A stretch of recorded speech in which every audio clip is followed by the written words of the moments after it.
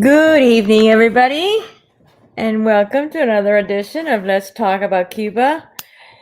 So, today we are going to be talking about the US embargo with Cuba and what that means, why we have an embargo, what it means to have an embargo, what does it consist of, and why? Why has it been so long that the U.S. has been embargoing Cuba? I know a lot of Americans don't understand what the embargo is, and so today I wanted to basically go through some insights that hopefully might give us a bit of information, and even if it doesn't clear up all of your questions, at least it'll start a conversation with other people, and you might want to ask them about it. So I want to go through the first paper that I want to go through is basically some research I did on that came from the US Treasury Department, and I have that set up, and you have to please be patient with me because, as you know, I am all by myself today. So I am trying to get all my ducks in a row, and you know that I'm not very technical, but we'll get there together, won't we? Hi, Lolo. Thank you for joining us. And Idania, Luis, thank you so much. Yes, it is a cool topic, Jose. We are going to have a lot of fun today because it's something that I feel a lot of people are, especially Americans, they are very confused about. So I want to start with a little bit of background of what it is, and then we'll go through everything else. And of course, now I can't seem to find my paperwork. Now, so let's start from the beginning. The communist regimes continues to say that Cuba has a blockade. Well, that's a wrong term. It is not a blockade, okay? There has not been a blockade against Cuba. Hey, Angel, if you want to join us, I'll be opening up for everybody, but anybody is welcome to join us. I'm going to put up the link here shortly. I just want to go through a couple of things that I feel are important for people to know. So the term blockade. Hi, Omar. The term blockade is incorrect. The correct term is embargo. And because a blockade would be like a naval blockade, which is what the U.S. did to Cuba in the 1962. Missiles crisis.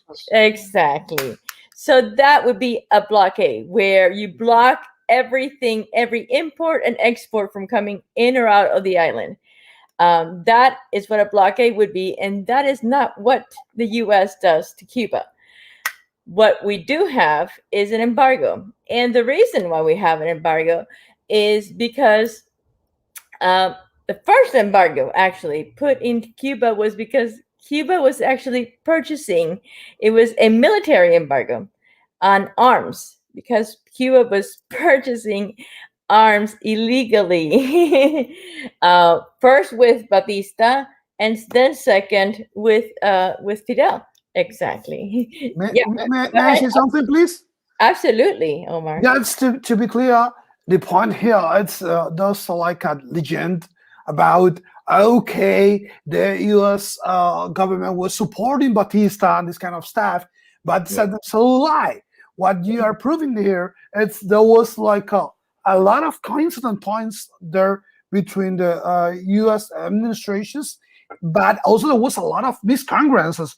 There was an embargo made that was not allowing them to put all its military efforts to disruptive getting to the war were happened in Cuba by those years, and that also make a difference when you see the military disposition where there was a lot of people putting their weapons, lives also because there was a lot of Cuban lives because also the Cuban army was there, and normally for the Cubans who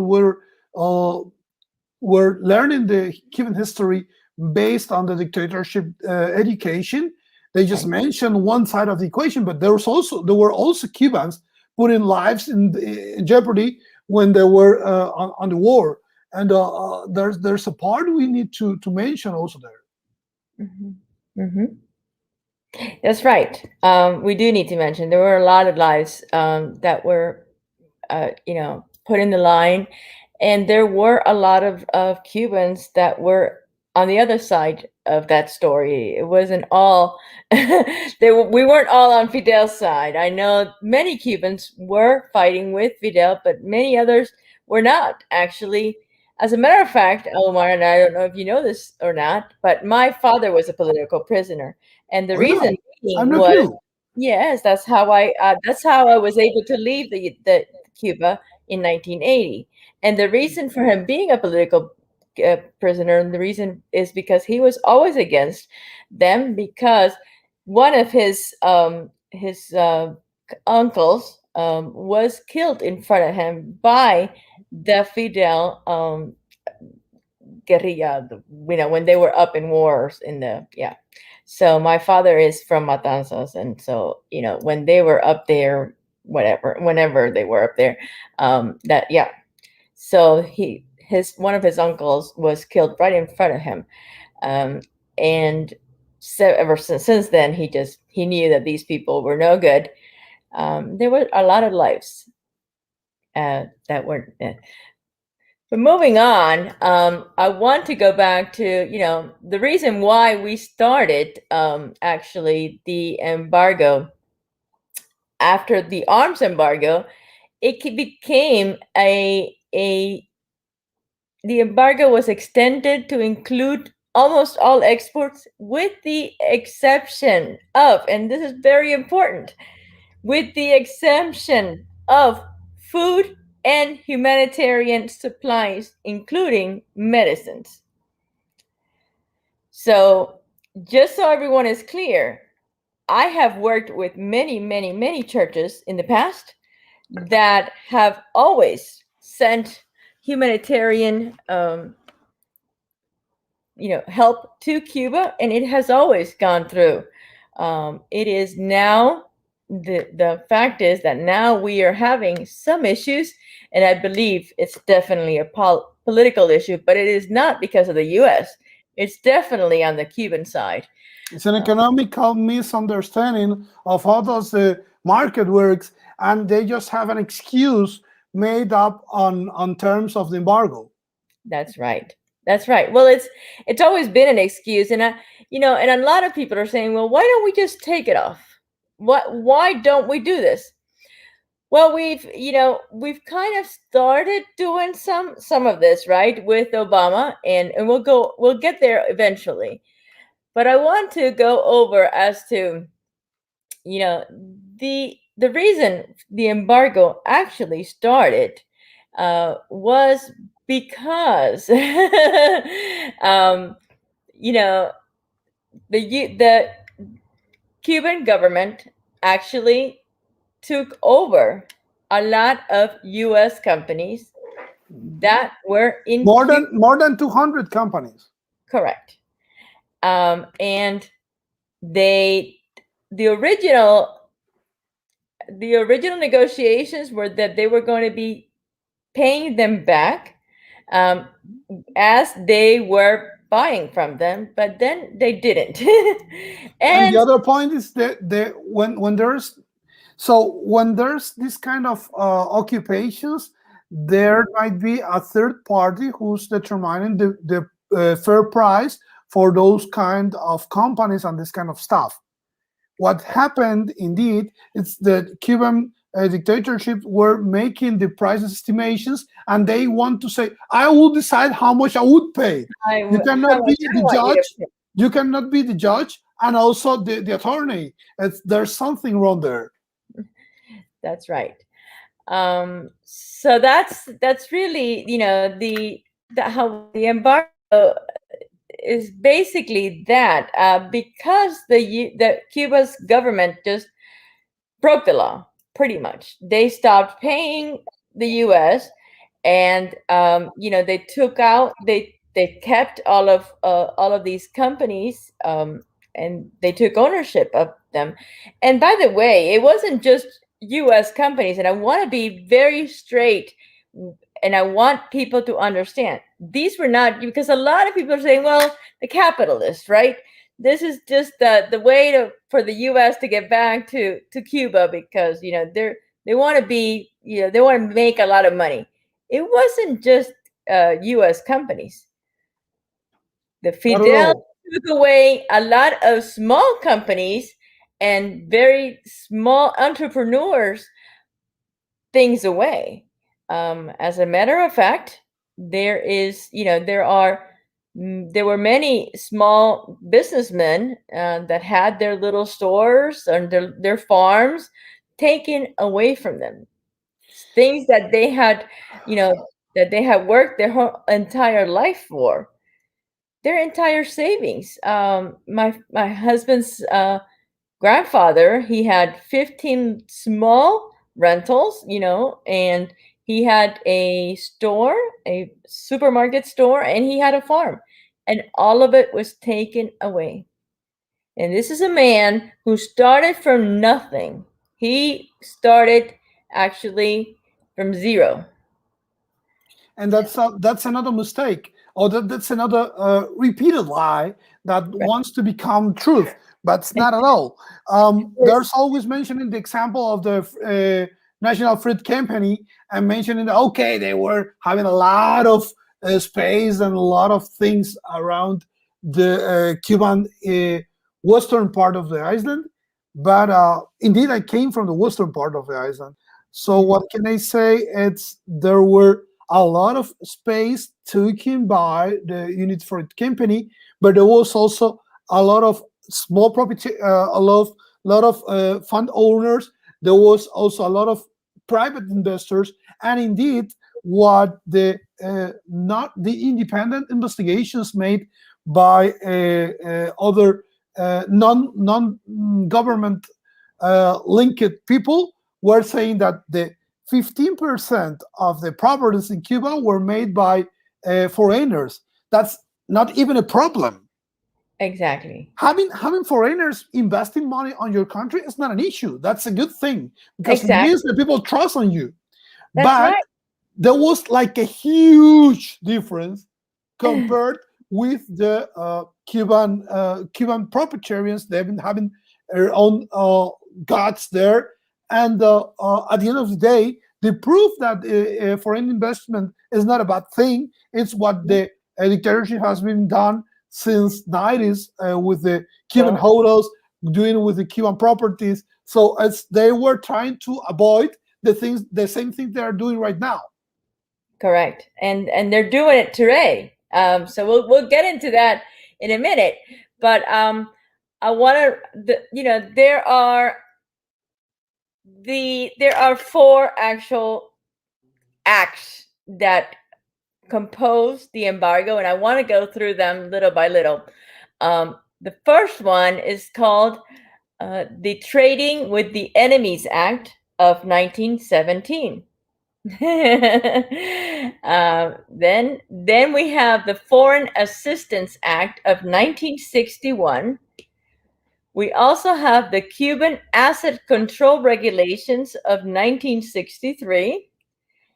And then, of course, the Cuban Democracy Act of 1992 and the Helms-Burton Act of 1996.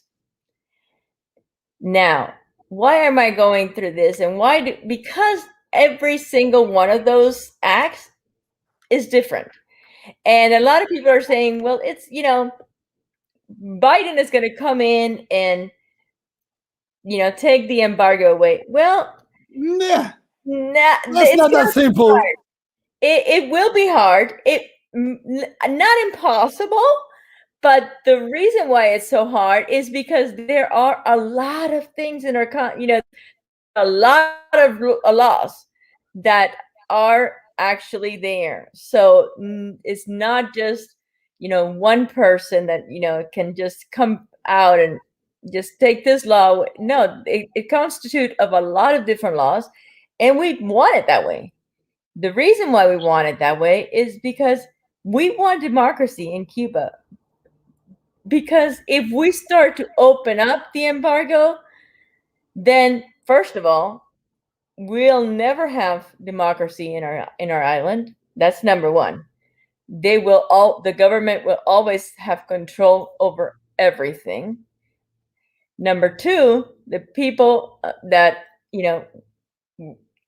were taking things away, they'll never be rightfully Back. exactly. And number three, it can happen again. It can definitely happen again. And that's the I We think don't have any kind of vaccine for this kind of stuff. absolutely. Absolutely. It can definitely happen again because we've seen it time and time again. The US the I'm sorry, the Cuban government continues to do this. They continue to take things away from the people. As soon as they see that an entrepreneur has taken some action and has grown their business, they start to sanction them to the point where they just that entrepreneur either gives up, and then they take it away. It's that simple. They And can do that. the philosophical argument behind that is to say that in the communism there's no kind of richness allowed. So the point is they Uh, can say something like, "Okay, mm, you're not allowed to be rich unless you become one of our members." So right. if I'm a Castro, if I have a link to the Castros, if I'm linked somehow, or if I say I Hmm. support them, then I'm allowed to be as rich as I can. Hmm. But the other point of that is that they can play with you to the saying, I will let you having a little bit of improvement to your economical situation until I decide how much have you improved. And that happened in the past with something. I have no translation for this because it was a Spanish term. It's plan maceta was made something like making a gossip about some kind of uh, non-legal amount of money, and Right. but from the law point of view, there's a mistake there because you are putting back the right of being assumed as a non-guilty people, and then I have to prove that I'm not guilty because I have to prove from where my money comes from, Right. and that's an absolutely mistake. Absolutely. I should be innocent, and then Until someone needs to prove I'm guilty. it's the other way around from the U.S. law. I mean, here we have From everywhere's low. we're There's no exactly, we are innocent until proven guilty. Over there, you are guilty until proven innocent, which you will never have any way of proving yourself innocent because the laws work on for them. All the lawyers work for them, and all the judges work for them. So no. That's the point. They made an organization about the all the attorneys needs to belong them. Otherwise, you are not allowed to exercise your rights there. correct. On the second point, the judges are made by the government. The Correct. positions in the Supreme Court are made by the government also.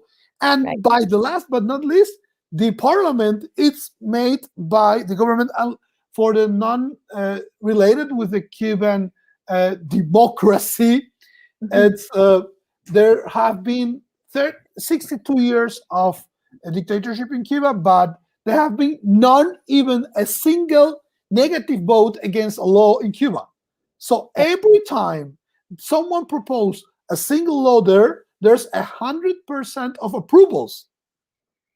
Right. Could you even imagine, even in a marriage, when you're having a conversation with your couple, there's somehow, some way, a point where you're not 100% agree with somebody else, where you just live next to. Well, How could, in somebody else's mind, you can find an exactly sum of more than 300 people that are 100% agree, but not once, not two times, but 62 years in agreement. how many millions of people we have? What, 11 It's million? 11 millions inside, 3 millions outside, 14 millions in total. That's impossible. Impossible. There. Technically, mathematically, in probabilistic way, there's no such a thing. Yeah, I understand. From an engineering point of view, there's no way. It's like telling me, okay, now the sun will rise from the western. Are you kidding me? Right. Well, I also want to come up with, bring up the fact that, to be honest, this embargo is not very popular. It's not very popular internationally, because other countries don't agree with what the U.S. has done. Mostly because most of them don't understand. I do want to, secondly, because I do know that Cuba's government has done great marketing on the other side of the reason why it doesn't work. But despite of all of this, I mean, Cuba consistently does, they do conduct trades internationally with the world and other countries. So just because the U.S. has an embargo with Cuba does not mean they are not allowed to trade with other countries. Now, do we like it? No, we don't. But we don't have any jurisdiction over those countries. So we have no way of stopping other countries to do it. So continue. And even there's a lot of friends of them. Absolutely. I'm telling you about the second biggest economy in the world, China, that's not even giving them a single dime on credits, because yes, the other side of the equation is to say you don't pay, and there's nothing to do with embargo here. Exactly. If you don't pay, nobody will give you a single credit. Credit is a way of accounting for your credibility. Nobody believes on you, so nobody gives you a dime on credits, so nobody will buy you. Otherwise, you have to take the other way around, and then you need to do the things like we were like 2,000 years ago, and then you got to give me the money first, and with the money in your hands, then you will have a product or a service or wherever. But nobody will give you something in advance because nobody trusts on you.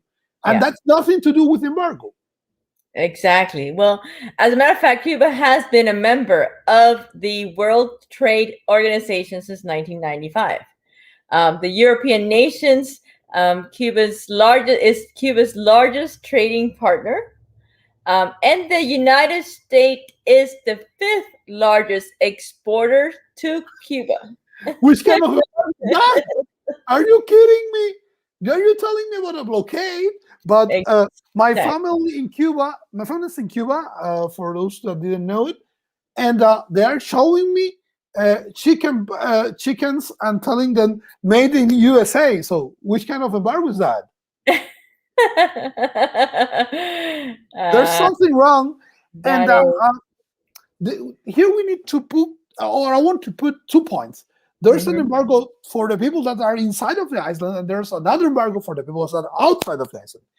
that's For the right. embargo to the people that's inside of the island, it's like the reason why everything is thrown there. But Hmm. also for the people that are outside of the island, there's the reason why we are doing all these non-democratic decisions. uh, my Right. point is, when the real world knew about the real blockade, and we're talking about South Africa, there were nothing go inside because Cuba Right. is an island. See, if I say I will put a military border surround you and this Right. kind of stuff, there's no way, engineering point of view, there's no way something can get inside. Right. Well, So that's why. if you That's want why to I take the wanted. term, if you want to take a military term as a blockade, as a matter of Mhm. fact, then uh, something is not matching here. Correct. And I think they've done so much propaganda with the blockade. That it's people have it in their mind that the U.S. has blocked everything going to Cuba, and I just want to make sure that people understand that is not true. At It is all. a mist. It is something. It is a propaganda, a great propaganda that the Cuban um, government, and I don't like to use government as because that's not what they are. It's a Cuban dictatorship. Um, but that is what they have been using as an excuse. Um, I want to tell you that also, you know, currently Cuba has actually um, not addressed, to over 200 unclaimed um, claims with the U.S., and they haven't addressed any of these claims with Cuban Americans whose properties were confiscated by the Cuban government. So not Ju- just Americans, Cuban Americans. Just an example: the owner, the who inherited the airline for Cubana Aviación, Hmm. is a Cuban American. He is living in US. He has the property titles for Cubana Aviación. Cubana Aviación, for those that didn't know, it's a Cuban airline that the government took them over and making a lot of business all around the world. And this guy have no way to ask for any compensation. There's no way that so its only hope it's to wait for And, an embargo. and Otherwise, yeah, and currently, Omar, a lot of these things are being actually resold to other foreign investors. Some of these properties are being resold to, investors outside of Cuba as joint ventures, and even though Cuba still has 51% interest, by the way, and Cuba is just like China. anyway, you're trading something that doesn't belong to you. That doesn't belong. They're trading for something that doesn't belong to them, and they are still keeping a high percentage of it. And the way they do it is you have to abide by their rules and regulations. Not just anybody can just go in and invest. By the way, It And has to. there's a lot of bad histories. Yeah. There was like a huge investment made by an Italian company Hmm. when they were founding Etexa. All right. Etexa is a telecommunications company in Cuba, and in the case of Etexa, they were charging them, and in some point they decided we don't want to pay you any more. Kind of we want to renegotiate the percentages, and the Italians were like, okay, there's like just you can take it or leave it. If Right. I will reduce your percentage, you cannot take out the infrastructure you paid for, and there's everything you can. So there's a very famous very famous quotation that says that Rome pays for the betrayals, but they don't trust on them, and That's that's what happens. You cannot trust on those people that are a professional liar, a professional scammer, and that's the kind of things will happen to you. The only question is when, sooner or later, but the issue will be there because it's their nature. That's the way they do the things. that's right. And I want people to understand that this is not. Additionally, another thing that happens is that Cuba has been on the State Department's terrorist list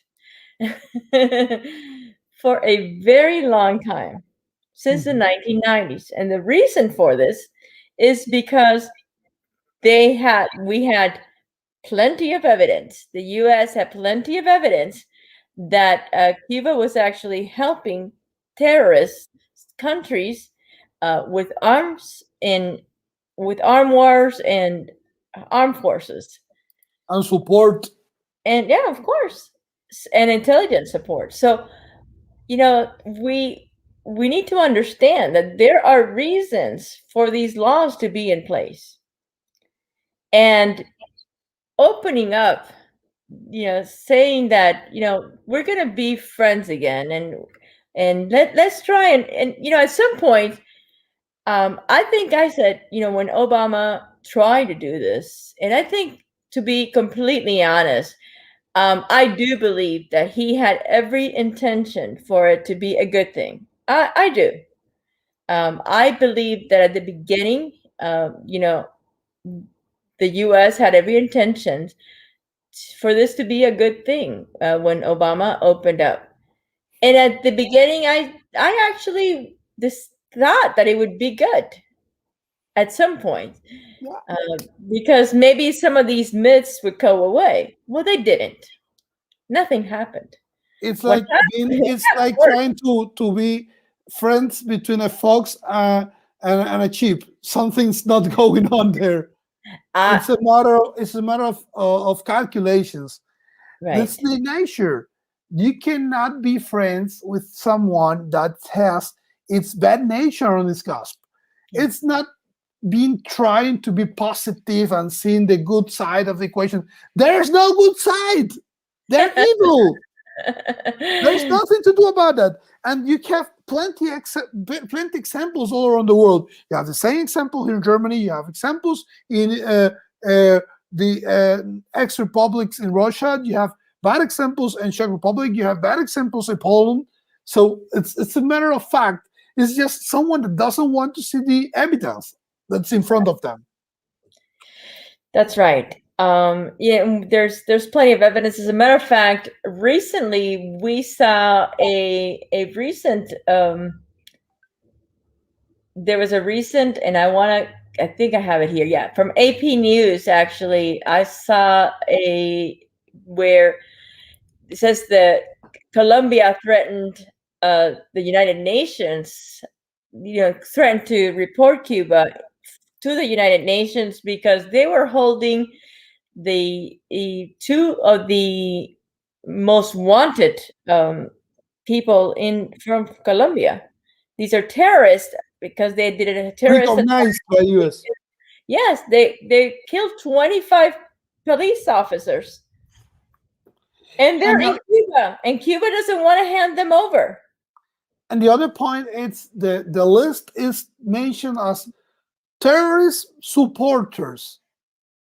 Yeah. The point to me, obviously I'm not a lawyer, I'm a software developer, but one thing is to be supporter of the terrorism, and another thing is to be uh, a terrorist in matter of facts. So there's like no way someone can even conduct this. So The we advantage of this, it's one of the last decisions that the ex-president Donald Trump made was to include back Cuba into that list. exactly. But there's a lot of reasons to believe the next administration will, the new administration will remove them from that list. And it's not a matter of what I believe or not; it's what the facts in currently are telling us. Not once, not two times, but plenty times. Yes, and it's a shame. We really do need to come together, and whether you're Cuban or not, you need to actually do your research, look into the actual facts, because this is a country that is only 90 miles away from the United States of America. This is not in Central, you know, America. This is not, no, this is only less than 100 miles away from the US. We have a country that at any time can become an issue for us.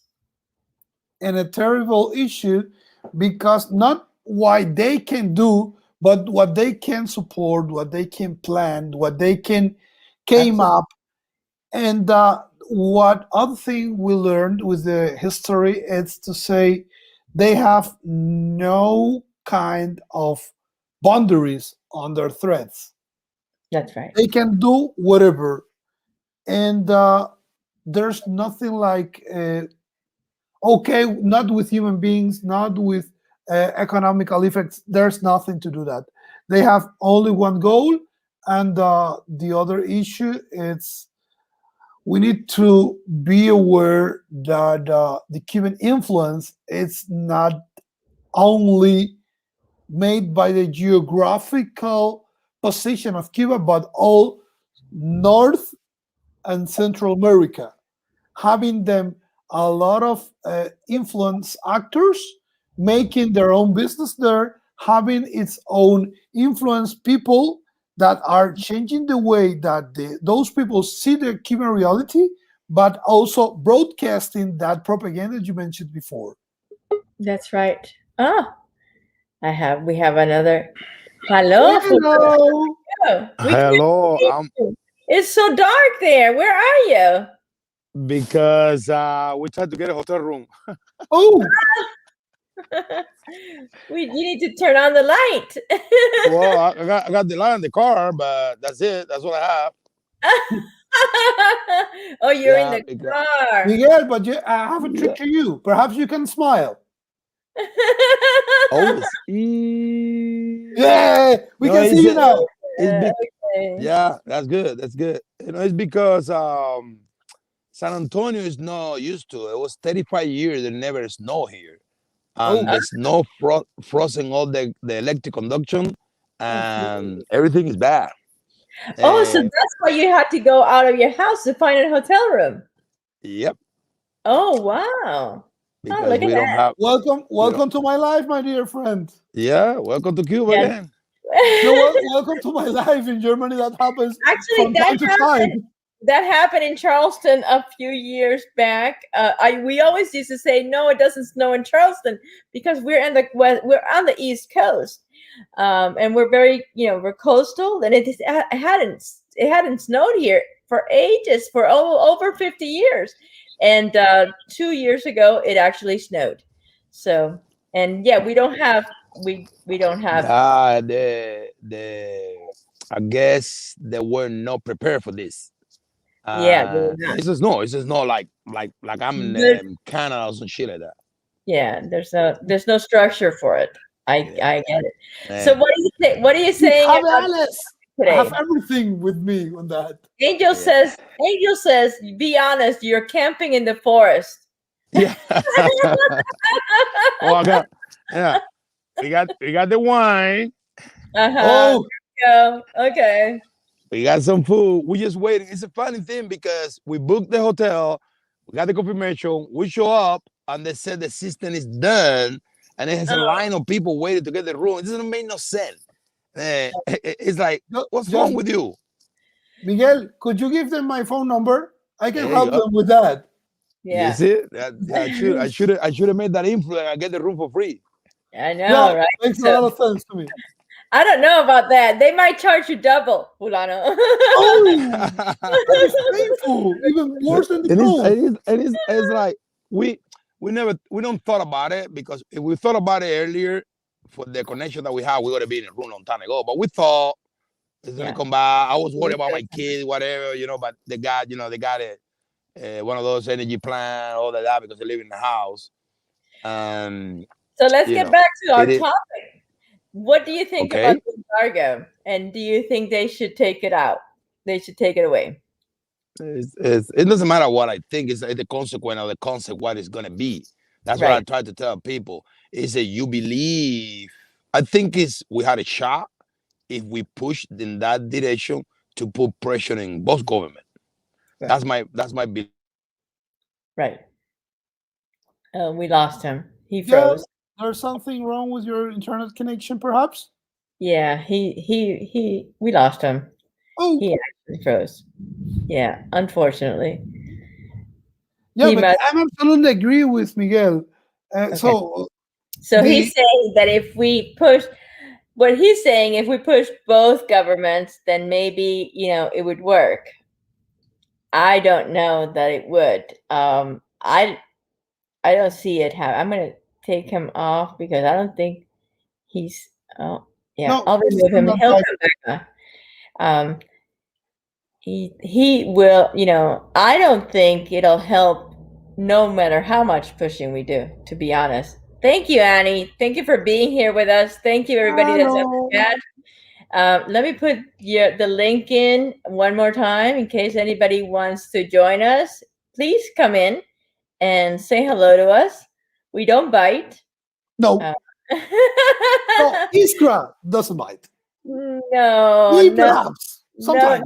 none of us bite. Um, so, I don't know, Omar. I don't think there is a way around this, to be honest. I think the First, only we way need around to be this, clear that I don't believe that the Cuban politics, so the U.S. politics, with or without Cuba, it's on Cubans' hands or Cuban American hands.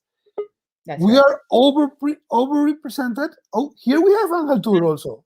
Yeah. Hi. Hello. Hello, Dark today. can Why you is hear? everybody in the dark? I don't understand.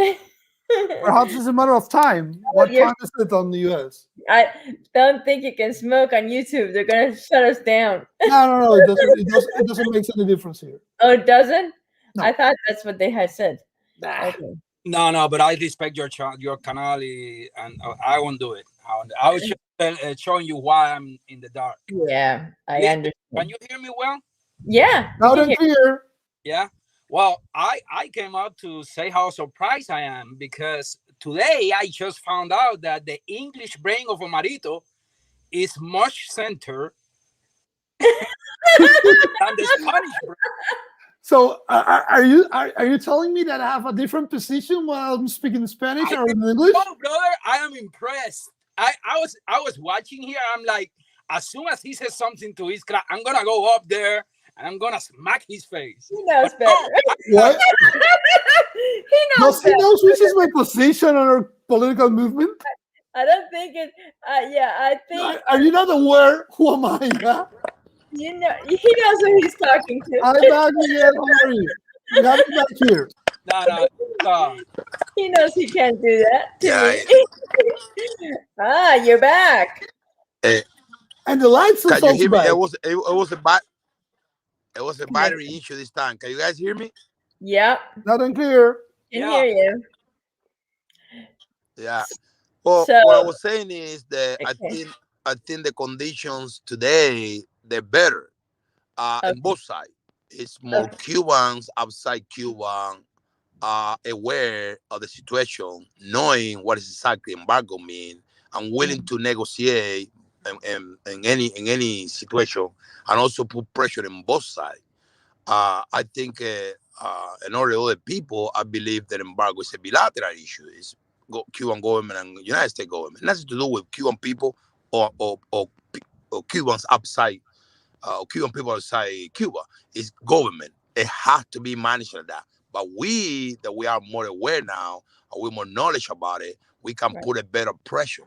We can talk about better topping, explain better what the Cuban people really want. Maybe come out with the 3 or 4 big things that we all been asked for years about the remove embargo, and reality to put a pressure on the Cuban government to see if they get out of there. That's my belief. There was a letter signed. So that's my opinion. It's not necessarily like go to do a campaign. Oh, no embargo, no this, because those things that may change because we know. But in a negotiation point of view, we had a better shot now to negotiate with both governments, especially United States government. My biggest concern is, Fulano, you're right. However, my biggest concern that right now, the only ones doing negotiation, and we lost them again, the only ones negotiating are the Democrats. And they're negotiating with the Cuban government, and I don't like those negotiations. Because there's no negotiation. Negotiation is when someone gives you something and then you give them something back. But the problem was just one side giving things and the other side was just receiving and doing whatever they want with those resources. Correct. Hey, Jose, how are you? Jose. It's a party now. We've got a party. So, there was a letter today. We can't hear. You're going in and out. I'm gonna go. I'm muting somebody else. Perhaps there's some loud there. Try now, Jose. Angel, could you try to speak, please? There's some issues there. Yeah, it might be. I'm gonna try to go back and go in. Yeah. Juice Ben, how are you? I'm good. How are you guys? Good. Yeah, nice to see Omarito over here. Jose, how are you doing? Yeah, he came to visit. I pulled his ears the other day. I said, you haven't been around. Yeah, what's up? The idea of this, I was a founder on this idea, but with this time difference, it's a bit hard to me. I know to be waked up at this time, but once a time I can make a little bit of effort and then came here. Of course. Rydell, everyone in Texas is having internet issues. Wow, Rydell. I guess. What's the weather like? What's the temperature right now? Where? In San Antonio. Oh, Fulano, what's the temperature? How much? 16. 16. 16. Wow, that's a lot. That's winter to me. Wait. That's way. Is that Fahrenheit? Is that Fahrenheit or Fahrenheit? Yeah, we only do Fahrenheit. Okay. That means that's like -2, -3. No, that's around -8. -5. Yeah. Okay. Good job. That wasn't that's why everything is frozen. Yeah, that's why it's everything frozen. Like the red nail over here is only 18 degrees Celsius. Celsius would be 18 if I put it to Celsius. It's raining. Yeah. That's summer to me, my dear. That's like 60 something or 70 something like that. Yeah. Give me your best cut. That's nothing to me. What about you? What about you, Omarito, Alemania? To me, in Germany, it's now I have to check on my phone, but perhaps it's 2-3 degrees. Yeah. something like that. You're good. You're good. You're Yeah, good. pretty good. It's minus 12 right here. Wow. -1 indeed. -1. Wow. That's like summer. That's like summer over here. I mean, That's I'm in the -1 and 60s. -3 in real feel. So yeah, Yeah. something we can deal with. Can we go back to the embargo topic, please? Yes, Let's yes. go Let's go. back to Let's the go. Let's go. embargo Sorry, talk. guys. I discouraged you. Yeah, the weather topic it's more regular for the people, but I love to Yeah, talk about exactly. Yeah. embargo. And I want to hear my dear Jose views. What do you believe about it?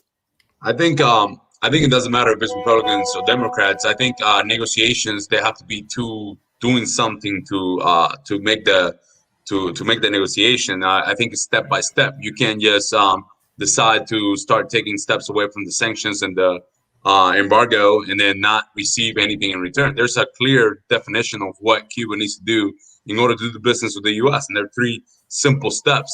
You have freedom of speech in the press. You create a free election, and you release all the political prisoners. It's not that tough. It's pretty easy to lift the embargo. Yeah. It's pretty simple. I think that if we don't look for the Cuban government to take those steps, then we're kind of cutting ourselves short. And at the end, yeah, they use the embargo as an excuse for everything that goes on in Cuba. But I mean, it's kind of like when you go to a bank and you don't read the fine print. If you're getting charged interest at a tremendous amount, that's still your fault. You can't use that as an excuse of why your credit is bad, but it's still your fault because you're the one that signed the contract. So I think it's up to Cuba to take at least one of those things off the table, so to get the ball rolling. Why have us as Cuban Americans or us as exiles out of Cuba lobby the U.S. to change its national interest and to change its politics? There's no point on doing it. I don't see any valid. I think that's inheritance. I think that's a sovereign attack on another nation by Cuba using its immigrants to change the U.S. politics. So it's a geopolitical move by the dictatorship. I think we got to play ball to make them, get into the court and play ball with us. It's not the other way around. If we let them determine how we play ball here, then the dictatorship is winning. Not just in Cuba with oppressing people there, but kind of dominating or in ways influencing us, and that's not right. When there's a when there's a hostage situation, you don't let the hostage takers kind of influence the cops and everybody around the neighborhood. They only have influence over the people they're holding in hostage, but they shouldn't have influence over us. And I think that's the thing. You can't let them control your politics, your freedom out here. And if anything, you try to control theirs over there. That's my opinion on it. I agree, Jose. Now, however, we have seen, and unfortunately for us, we've seen how even our own Cuban people that have migrated to the U.S. are, routing for us to end the embargo, and going out onto these, love. What do they call love bridges? Caravans, love caravans, cycling caravans of bridges of love. Bridges of love. There we go. Right. It's a manipulation. That's really all it is. It's a manipulation, playing with people's feelings to change the politics, to use us. They're using us to change a geopolitical situation, a geopolitical reality that Cuba imposed on itself. I mean, it's up to the Cuban government to resolve this, not to the Cuban immigrants. This is not our situation to fix. This is their situation to fix. Yeah, it's true. When you make a mistake, you have to fix it. Nobody else needs to do something for you to fix your own mistakes. Correct. It's that clear. For me, it's pure and simple. It's very simple. It's very simple. The fact that they have certain conditions that they have to follow, and if they don't follow that because of whatever they did, then they have to suffer the consequences. That's it. And Right. that's fine. U.S. embargo doesn't mean the world embargo. They can go. Exactly. They can go negotiate with everywhere China and else. Russia. Yeah. I was negotiating this with friends on the left. Believe it or not, I have friends on the other side, and they were, and they were over here telling me all this stuff about how it's like, how the U.S. is, messing up Cuban sovereignty by putting this embargo policies and stuff. And I'm like, are you kidding me? No. I mean, you can still have great relationships with Russia and China. I mean, they're your friends. They're in your side of the aisle, right? They're the Right. ones that If want you pay to. them, Not anymore. I guess, if yeah, you because of pay that. them, Yeah, I guess. there's a tiny detail of, do you pay? There is a big account that they have to take care of, you know? And please, Americans or Canadians or whatever, North Americans, anybody who's like even considering to back up like what we're saying, the channels and stuff, don't get influenced by the fact that that like Cuba says that we're imperialist by trying to dominate their region and this and that. That's a bunch of BS. In the 1970s, in the own Cuban constitution, the Soviet Union was written as like on top. It was a thanks to the Soviet Union and our collaboration with the countries of the Soviets for our growth and for what we're doing. And they eventually took it off. But that was in the Cuban constitution. So don't talk about imperialism. It's all, again, manipulation, trying to get people's feelings instead of rational thoughts into play, because we all have people in Cuba, or we feel that everybody should have economic opportunities. That's obvious. That's like a normal human behavior that we want all to do better and to have the same opportunities we do. But the bottom line is nobody's going to have any type of opportunity with the type of government they have there, because everything they have is all the sanctions internationally that the U.S. has tried to put on Cuba. Cuba does to its people every day in every section of life, completely. Well, So I have my own. I actually have my own reasons to believe that a lot of U.S. companies want to do business with Cuba because they don't know any better, and they are actually the ones that are paying a lot of these people to, to go out and lobby for Cuba, because I don't see how, and again, these are people that think that they're going to be making a lot of money by doing business with the Cuban government or in Cuba overall. I want to address that those people and those companies. It would be much better and you would make a lot more money if the dictatorship was not there. Ah, Of course.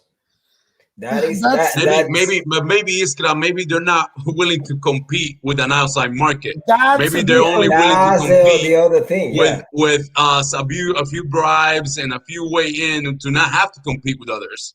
So Yeah. I mean, in a free Cuba, there's going to be free competition, and it's not going to be whoever the government lets in and whoever Right. they bribe. So that's part of the equation too. And honestly, you're taking advantage of a country that's under a dictatorship to do business with Cuba. And then also like I've struggled with this one because I'm an American. I'm kind of like center right, and I believe in the freedom of Americans to go and do whatever they want with their lives. And it's a little the only part of the embargo that I kind of struggle with is the traveling restrictions for Americans to go. I think there should be a State Department memo saying the risk of going to Cuba, saying to not travel to Cuba. But again, it should be up to an American if they travel or not. But letting companies, American companies, do business in Cuba, that's completely destabilizing the whole Latin American hemisphere. And there's a good argument to not allow that. I think the argument from my end, the way I see it, is an American, any American who wants to go individually to Cuba, I think they should be warned not to, but I think they should be allowed. I don't think that the embargo I should agree. restrict people to go. Yeah, that's true. I agree with that too. I Like agree. the same way the Canadians go and they are the number one tourists in Cuba, I and they are actually, I think, the number one in like helping the Cuban economy right now. Yeah, Like but are they really Canada. gospel? I mean, we've seen how this affects the government. Are they helping the people or are they helping the government?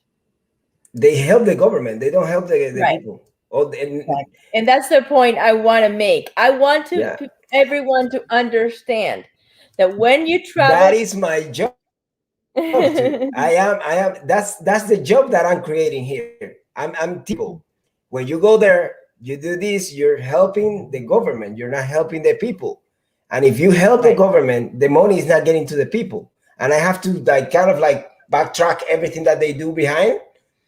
And then I have to Mm-hmm. explain to people. And then when I explain them, they are like, oh wow, You I So know, how do never you got that explain before. it? Like How do you, let how me do you like explain it? so back in the Obama years, I went to Cuba with friends of my job, and they're all Democrats. So I went with them, and I wish I was back in. So I didn't have social media at the time, but I should have recorded this because they talked about the embargo. They talked about the same topic we're talking about and how we shouldn't be doing it and this and that. And I'm like, and how limiting we were living in Cuba. And as soon as we got to that point, I was like, by the end of the trip, y'all gonna see Cuba completely different. Y'all gonna see the embargo completely different. As soon as we walked in through Jose Marti through the airport, one of the wife of my boss, she started laughing. I'm like, why are you laughing? And she looked at her husband, whatever, and like looked, pointed at the computer. So like in the embargo, supposedly more than 10% of technology, if it's made like if there's American made products that are like more than 10% technology of the US, they cannot be entering the island. yeah. Well, the computer of the customs office in the airport was a Dell. They'll, yeah, So I know. like right there, like they're like, well, kind of get And your point. absolutely Russian technology, as everybody knows. Guys, I love to be here, but Yes, with me, it's like we understand. an effort to be at this time. Has been a Thank pleasure. you We'll so try much to be for back joining us. sooner than last time, and wish you a super night evening to all of you. Thank you. Nice to You see too, you, buddy. sweetheart. Thank you for Bye. joining. You were great. Bye bye. Um, so I agree. I agree that Americans should be able to travel, but I want them to travel knowing what that means, where the money is going, how the money gets, because everywhere, if you stay in a hotel in Cuba, the hotels are not, they are all government owned. Right. They're all government owned. And they have to. I mean, that's their life. That's this people's. I mean, that position is this people's livelihoods. They're gonna protect it with everything they have. On the way from the airport to the Airbnb, we got in a regular taxi, one of those company taxis, the yellow ones, and we got there, and the guy was talking all this crap about how great it share was and all that stuff, and Oh my my friends are loving it. goodness. He spoke English, right? And they were like loving it. And I'm like, at the end of the trip, I'm like, now tell me, like, off the record, like, do you really believe this BS? I said that in Spanish, right? Because he didn't know at the beginning that I was Right. Cuban. And he's like, well, I'm just saying what I gotta say. And then and then I'm like, that's what I thought. And then so they like, so each part of the trip, they got this spill. Like whenever we go to a government thing, like a museum or whatever, they got this spill. And I'm like, well, yeah, go follow that person, go buy that person something for lunch, sit with them at the table and see what they tell you. Like Exactly. after, when it's not in the government position. There you Right. go. That's right. Yeah, that's I mean, I tell everybody that if you're going to travel to Cuba, don't stay at the hotel. Stay at Airbnbs. Don't eat at restaurants because most restaurants are government owned. Go to the small, paladares is what they call them, which are basically they're small cafeterias inside houses that are privately owned. At least this way, you're at least helping the Cuban people. Um, Eventually, all that money ends up in the government regardless, but in some way, you're alleviating some of it. If you're going to travel, I would say that would be the best way to do it. Don't stay in hotels, and be aware you're not going to have internet 24 hours a day. This is something we don't have in our country. It is, we have very limited internet. We have Wi-Fi areas. You have to buy actual cards and go through their system, and it is a very limited system that is actually controlled buy them. One of the funniest parts of that trip was because Democrats, people in the left usually are okay with taxes and high taxation, all this kind of stuff. But at the time, now when if you go to Cuba right now, you're gonna see that your dollar is not gonna carry too much because there's so much inflation that a soda is gonna cost you $2.50 or $3. But when I went, it was the other way around. But what the government did to make sure they get their money up front is you had to exchange your dollars for something called chavitos. You did that, it took either a 13% cut if you did it by their, in their stores, or if you did it on the streets, which is what I did for my friends since I'm Cuban, we got it at 5-7% because of people that travel outside of Cuba. And anyway, short story is when they saw that, like when they exchanged their money and 13% to like 10% of their money was getting cut out, so they bring 1,000 and they lose 100, they were like, what the? So I love that. Like that was the best part of the trip, knowing like them being ripped off with their own money, like without even stepping into like a Havana street, and that was like the best scenario. That's why I'm like, man, if Americans come here, they're not gonna like this place. They're going, if there's a rating, country thing, this place is gonna have like a maybe 0.02 rating or something. Because people got peed off that when they saw that they're getting ripped off left and right. Right. I mean, to be honest, when we had an Airbnb, well, not we, our family in Cuba, they opened an Airbnb, and we tried to help with the internet from here. Well, let me tell you that we had no issues with European tourists. No. They were okay because they're used to this. But when American tourists would stay, oh my God, we got complaints up and right. Okay, Yeah. we're not used to this type, and there are just things that we can't help. There are just things that they just don't have the resources, and it's not their fault. And the service sucks because there's no competition like there is in our country. There you are. That's it. So you get there and they're like, you need what? You're like trying to wave people down like you're in the middle of the road to get water at a restaurant. Things like that. I come from that environment. That's why I'm here in Canada. I came through the hotels and all that. I was working there for several years, and I got the insights. And there's no competition at all. Like it's difficult to find good people that really want to work because of their convictions or because of their conscience. Yeah, there's no conscience right now in Cuba about the job but there is a why. There is a why after that. Like it's because everything is so like controlled by the government that is restricting the person to the maximum, and then you have no way to go. right. You have no way to go, and then you have to corrupt yourself. So and this is something that people don't know, and I try to explain that to people too, and I try to explain that when you go to the hotel, if they treat you right, it's because they see an opportunity to take your money. It's not because they are conscious of they giving you a good service. And correct. That's something that if you go to Dominican, for example, or if you go to Cancun, it's completely different. Absolutely. And this is something that people don't understand, because they say, no, I go to Cuba only for the beach. No, I know you go for the beach because I like to go for the beach too. Like it's great. But when you look at all that, the package, you're not doing anything that you in Canada, for example, think of. Because here in Canada, we think about the whole thing, the spectrum. Right.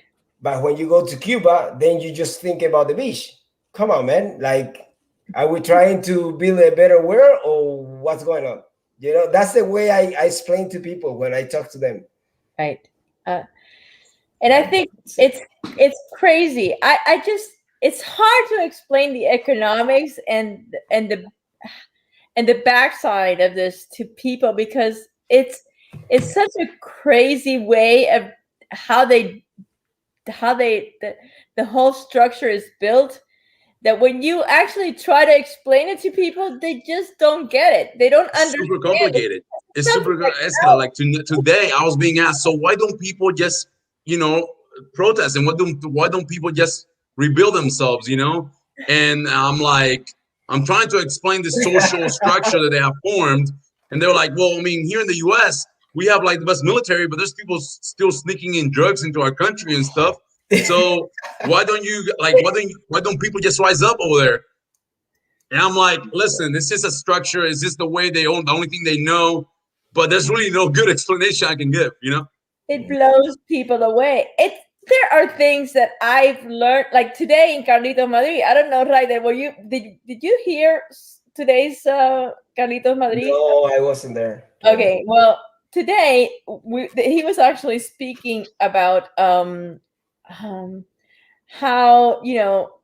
well, somebody came in and actually that had it had worked for the import and transportation of importations, and how that whole structure,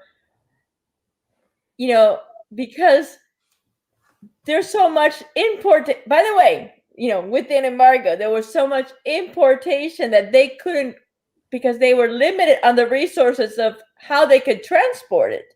They only had certain amount of trucks. They had like 4 trucks, but then they were limited to up to what municipality they could go into, because then there was the bureaucracy of going through that municipality and getting the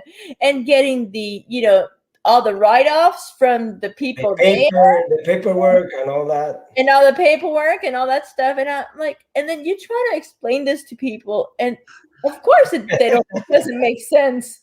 None of it makes sense. The thing is, like, Cuba is the most uncommon sensitive country right now. Yeah, no, I don't know. This is a new thing that came out in my head right now.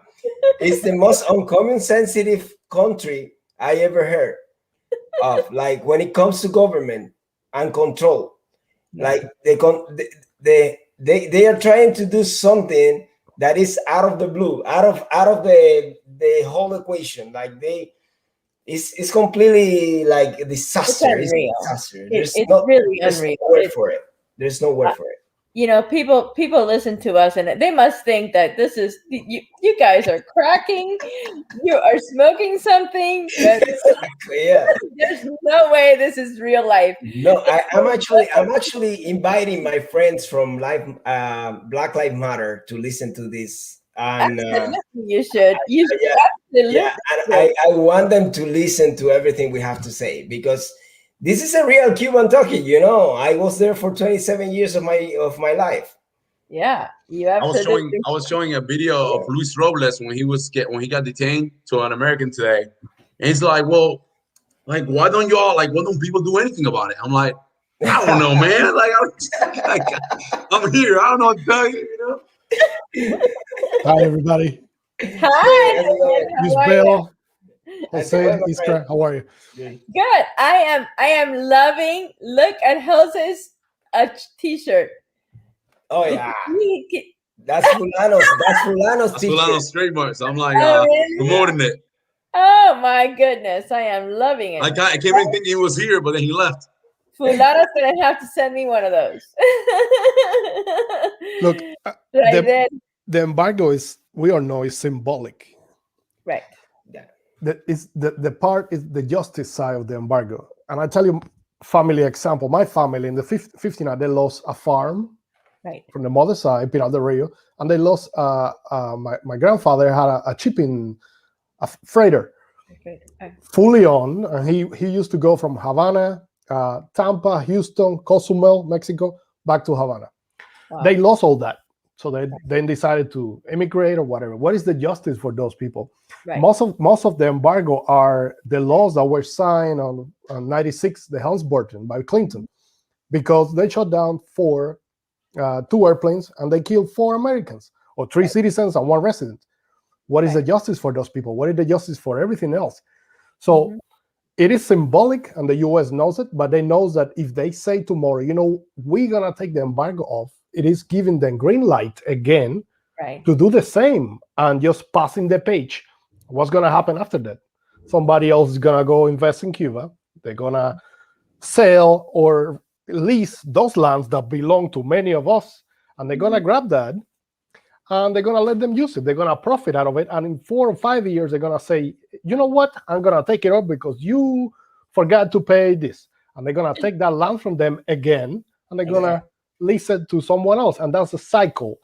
Because they have it's a nothing. cycle that they done over the years. Like they've been doing this to a lot of people from I know people from Chile, from Spain, from here, from Canada, that they've been having businesses there, and I know them. And like I know people from here, from Canada, they had businesses there, and they had to come out, and they still have the money there, and they don't want to give the money back. And most of those lands and buildings do not even belong to the people that are in there right now, or to the revolution. That belongs to someone that they stole it, and they keep stealing it over and over again. And they keep playing this dream, oh, I want to go invest in Cuba. And there is always a group of fools, like they were in 94, like they were in 2016 with Obama, like they're going to be again now probably. And this is the cycle. It doesn't stop. And thanks to the embargo, it's the only thing that is telling them, we are not okay with that. If you take that away, then legalizing the steal. Right. Yeah. And I think most of what people don't understand, and what Americans need to understand, is that the worst embargo that Cuba has is its own dictatorship inside Cuba, because it keeps its people from growing economically. You need to understand this. I have a list of, I don't know how many pages. There's 18 pages of this thing, of things you're not allowed to do in Cuba. Businesses you're not allowed to do. Agriculture, gardening. I mean, you can't make a boat. You can't, and you're surrounded by water, but you can't make a boat. Exactly. Yeah. It's most things that they say that they are not allowed. They are the things that they are actually something really normal to do in any other country. You can't make batteries. What can you do? What can people do? Why can't you make a battery? They don't want you to do anything that competes with the government. With the government, You can't make a newspaper. They know why. Next one is gonna be, you're not allowed to see, you're not allowed to talk, you're not allowed to smell. Well, you're already not allowed to talk about certain topics. I mean, they already control that. Yeah, no, but we have to talk anyways. We have to talk anyways. I mean, they're you know how it is in Cuba. You go there and everybody's shutting you down, and they're like, shh, shh, shh. I mean, you go to people's houses and you start talking, and they're like, shh, shh, shh, because they don't want the neighbors to hear you. Yeah, that's why I'm like really anxious for this movie Plantados to come out, because sometimes I think it's better for just to put it on images and just like all this stuff that we talked about. If people are able to see it as in a video film or something that's short, I think people are able to grasp it better. Because when we say, yeah, you can't do this 170 things in Cuba, they're like, which is actually a good YouTube video. That's a good show to do. But even besides that, I think it's better for them to see it, film. Yeah, I agree. Yeah. Well, guys, I don't know what else we can say other than please understand that, it is not the U.S. fault. This is a lot of Cuban Americans actually are for the embargo. We want to keep it there because we believe that this is the only way to have justice and to move towards an actual democracy in our country. Yeah. I think it's good to say that mostly of what is happening right now in our country is because of the pride of certain people that they just don't want to let go. Yeah. They don't want to let go, and it's putting in competition like 11 million people against 600 people that are in the high level of bureaucracy in Cuba. Right. Well, and I think it's not just that. I'm looking at this and I'm laughing because I'm looking at this thing. And by the way, if I go to Cuba, I won't have a job because I'm not allowed to do accounting. Yes. You're not allowed to do accounting or sell insurance. Exactly. Yeah. What are you? There's nothing you can do. I think Anyway. a good question to ask the politicians and all the people that can lobby is, how do you think lifting the embargo is going to benefit the Cuban people? Right. Yeah. And not the top of the military, but the Cuban. How? What are they going to have that they don't have now if you lift the embargo? They use actually, funny enough, they use the argument they use is the one that like, you know how we Republicans talk about trickle down economics.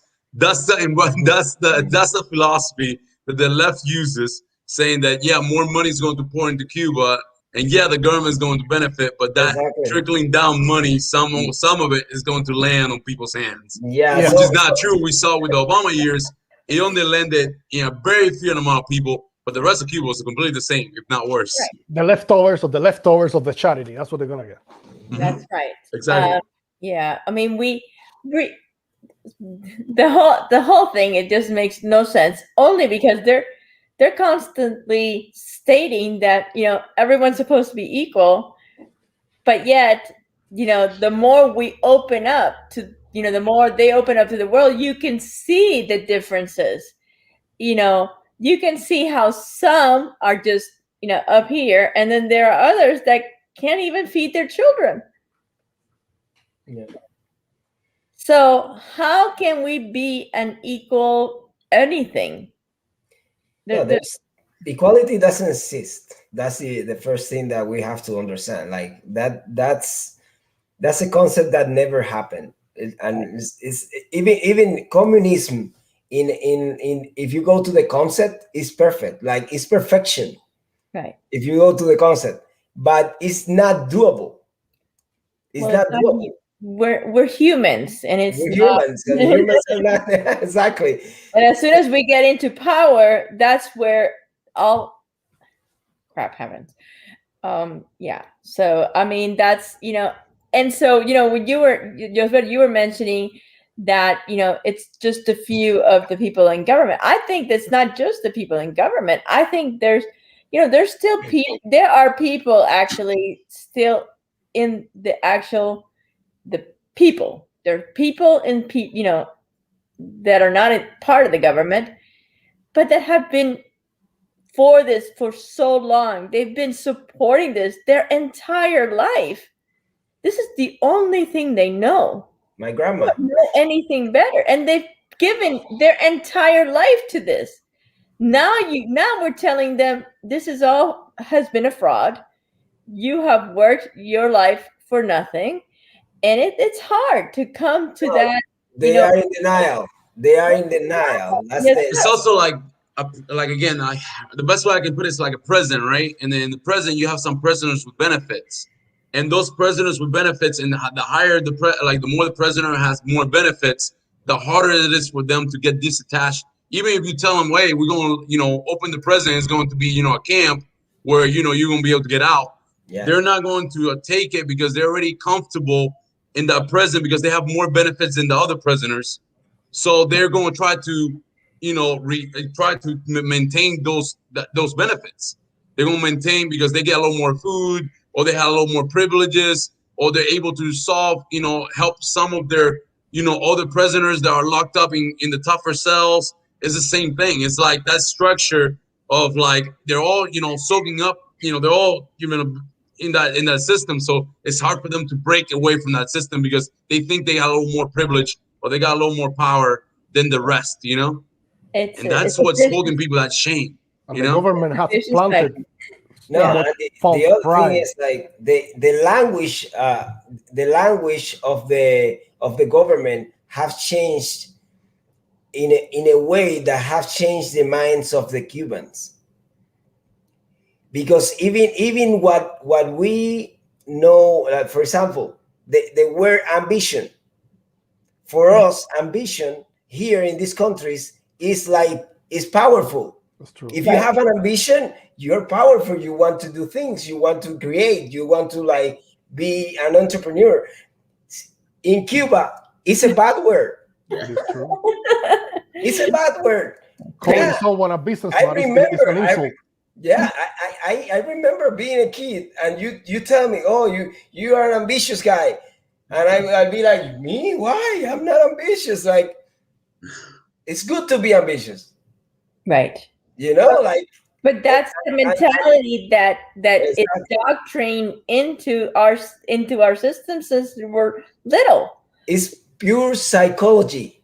Yeah, it's pure psychology. It's the evil. It's evil what they've done. Evil. Yes. There's no other word for that.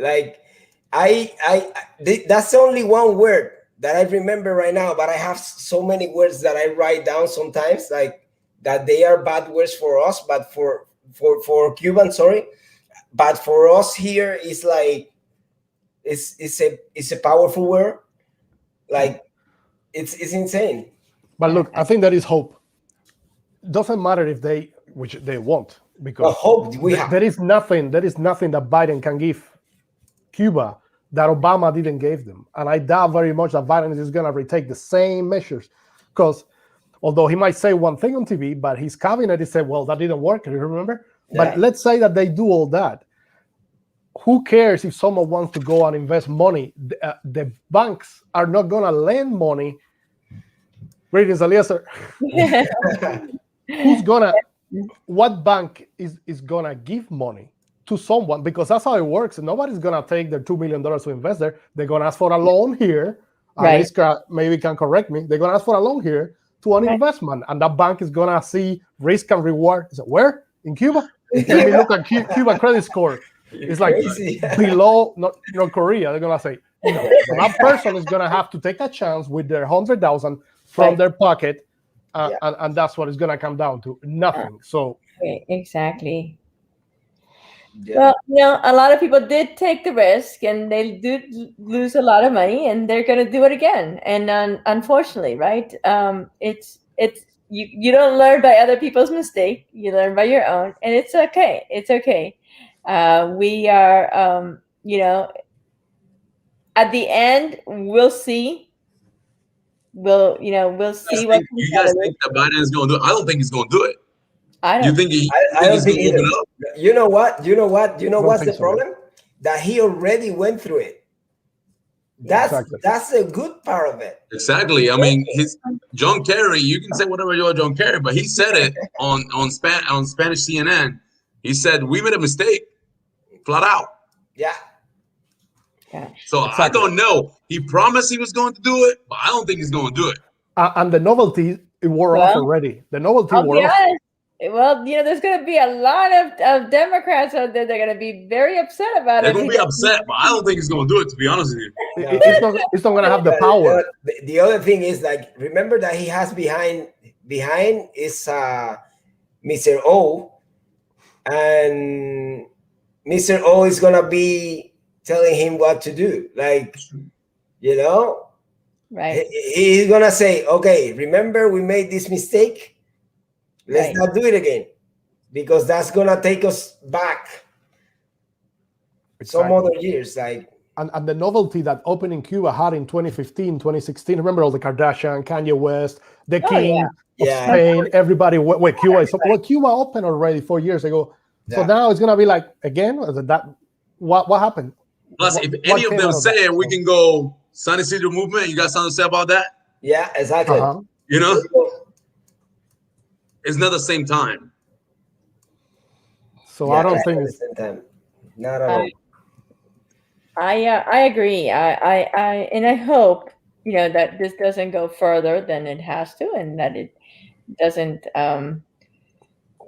But we'll see. We'll see. I just want We'll be here to do. whatever happens, and whatever our friends out there decide to do, and if they do decide to either invest or travel to Cuba, please beware. You know, we're just warning you. We are warning you of the consequences and what can come from that, because we've seen it, we've lived it. Unfortunately, you know, I've seen my husband actually was working for a German company in Cuba, and the same thing. They had to, you know, they brought in sailboats and they were doing great. And, you know, then, you know, Cuba just decided, no, you're not getting part of this profit. You're just, we're keeping it all, because whatever reasons they decided to. And so they had to pull everything out, and they lost all the investment that they put in. You never do business with a bully, because eventually it's going to take it all. And that's Cuba. Yeah. Cuba is a bully. So if they want to learn, you know, look. It is funny how a little country can be so such a bully. Like it's insane. Like, that's the only thing I can say to that American I told you about. I'm like, well, you know, you're right. I can't explain this to you, but America being the size it is, should we really be dealing with Cuba like this?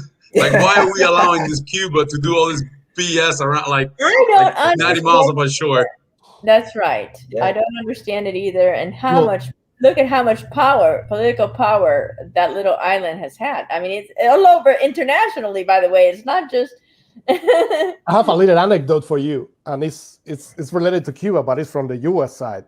And it was the CIA director in 1963, after Bay of Pigs and after the missile crisis, after all the scare. So they had a meeting, and it's on his memories. Yeah, I recommend that you read it. I'm gonna post the link. Send it to Iskra. It's very good. And they asked him how we move forward from this. He's like, look, Cuba is a country that has a disease. It has a virus. It has communism, and it's spreading it all over Latin America. So how do we deal with that? He's like, we can make it a parking lot, but we can't, because legally we can't.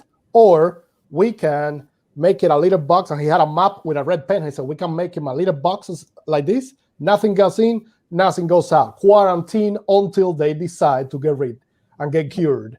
You know, he was like a metaphor of the sickness. Yeah, exactly. And he said, what policy should you have with Cuba? He's like, every 5 years, we should try a meeting, see how they do. You know, take the temperature, like a thermometer.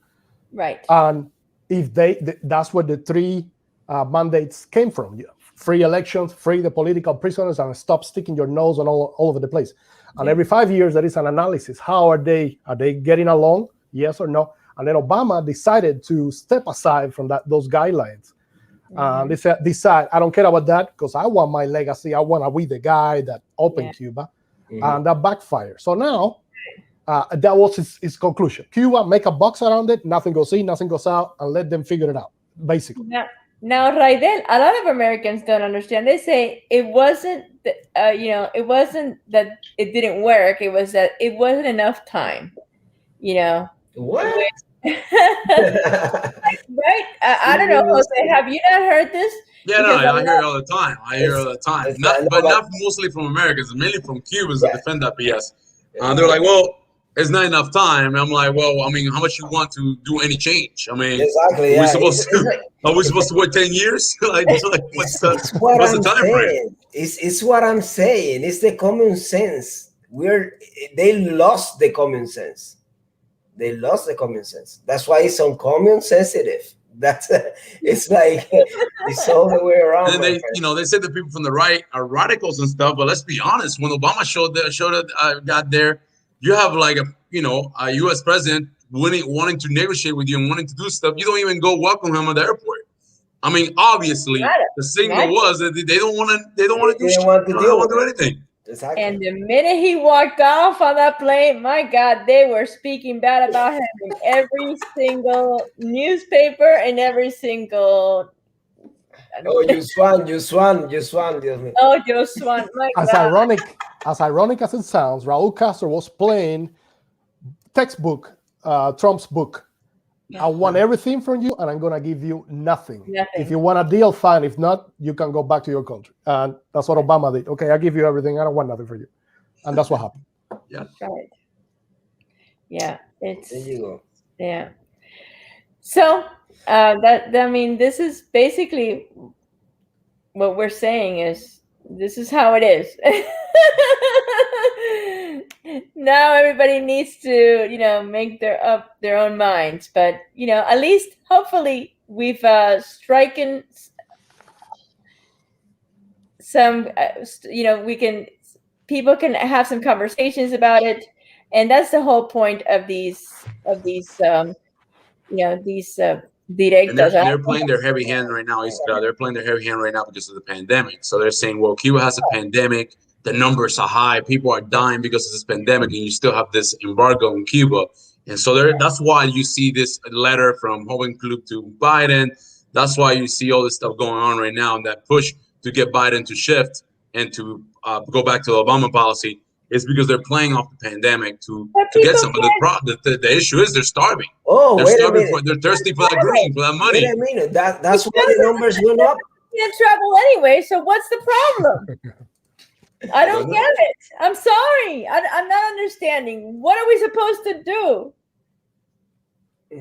Plus, honestly, they're selling vaccines. So to me, and they have the best healthcare system in the world. So yeah, that's why they don't give the vaccines to them.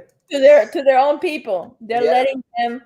But do you see what happened with the bank of what's the organization of the health system? World Health Organization. They give like some of the vaccines to the countries. Which one? WHO, World Health Organization. WHO. They didn't give anything to them because of that. Because if you brag everywhere, you're the best. Okay, I'm gonna leave you alone. Yeah, you're independent. So you're independent. Yeah, exactly. And that's what happened. And then who's suffering? Who's suffering? The people. Cuban people are suffering because of that. But who cares about the Cuban people? Cuban people. And they don't care. They don't care. They can care less. Unfortunately. Yeah. It's a shame that that we still, 2021, and we still have to deal with this, and only 90 miles away from the U.S. You think about it. Here we have it's total opposites. It's like the yin and yang. I think Cuban is Cuban and the U.S. is like I just don't understand it. It's being so close and yet so far away. Is that all those stuff that we were talking about, the measures, those are measures that we're talking 1963, the initial embargo, the blockade, because Cuba, let's not forget that Cuba has 62 middle-range missiles, nuclear missiles aimed at the U.S. And they got taken. Cuba has a history, but that was 60 years ago. Oh, yeah. All that is symbolic. Cuba buys whatever they want to, sells whatever they want to.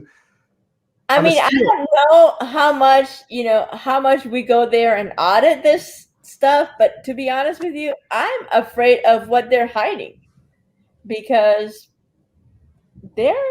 I know that they spend quite a bit of money on their military. Whatever they're not giving to the people, they are spending it. They're spending it on propaganda internationally and on military. That's for sure. So we just need to be careful. It's proven that they don't really care about putting their people at harm. That's no problem. That human capital is easy to spend. It's not like us that they have to, people are like politicians have to like be a little more accountable to the people they represent. Over there is like human capital is completely in exchange for power. So it's we saw in the missile crisis, and we can see it later if it comes to it. Yeah, I always ask everyone that I know, like the U.S. A few years ago that used to go to Cuba. I told them, don't go to the hotels. Do yourself a favor. Do the people a favor. You want to help? Well, I want to meet the good Cuban people. I want to have cigars, the girls. Yes, step aside from a second. Don't go to the hotel that they're going to give you. Go to Central Havana, walk down the center, go to El Cerro, and ask the taxi driver, take me to the inner city. Let's go meet. So you see the real Cuba, know what, I can show you makeup. some pictures, man. I can show you some pictures. And all you have to do is walk a few blocks.